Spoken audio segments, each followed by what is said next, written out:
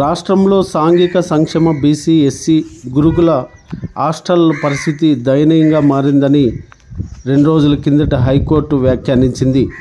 పిల్లలు చదువుకునే హాస్టల్ దుస్థితి విస్మయం వ్యక్తం చేసింది. బెడ్లు, బెడ్షీట్లు, దిండ్లు ఇవ్వడం లేదని, తాగునీరు, పౌష్టికాహారం కూడా సరిగా లేదని ఆక్షేపించింది. విద్యార్థుల సంఖ్యకు తగ్గట్టు మరుగుదొడ్లు, బాత్రూములు లేకపోతే ఎలా అని ప్రశ్నించింది. ఉన్నవి కూడా వాడుకునేలా లేవంది. హాస్టల్ బిల్డింగ్స్ కూలిపోయే దశలో ఉన్నాయని ఆందోళన వ్యక్తం చేసింది. ఏదైనా జరిగితే అందులోని విద్యార్థుల పరిస్థితి ఏమవుతుందో ఆలోచించారని అధికారులను నిలదీసింది. రాష్ట్రంలో 13 జిల్లాల్లో ప్రభుత్వ నిర్వహించే 65 హాస్టళ్ల పరిస్థితి ఇలాగే ఉందని ప్రశ్నించింది.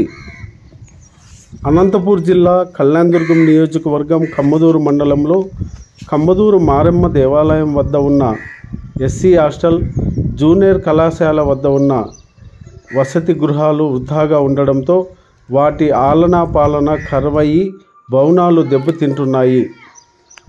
అదేవిధంగా కమ్మదూరు మండల పరిధిలోని తిమ్మాపురం గ్రామంలో కూడా 3 నిరుపయోగంగా వసతి గృహాలు ఉన్నాయని, వాటిని అలాగే వదిలేయడంతో దొంగలు తలుపులు, బండ్లు, కిటికీలు, ఇతర సామాగ్రిని దొంగలు ఎత్తుకెళ్తున్నారు.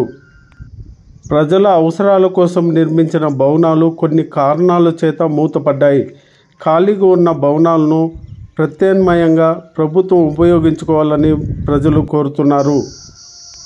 భవనాలను అలాగే వదిలేస్తే కోట్లాది రూపాయలు ప్రభుత్వం ధనం మట్టిపాలయ్యే అవకాశం ఉందని మండల ప్రజలు వాపోతున్నారు. ఇప్పటికైనా ప్రభుత్వం స్పందించి వృథాగా పడి ఉన్న భవనాలను ఉపయోగించుకోవాలని ప్రజలు కోరుతున్నారు.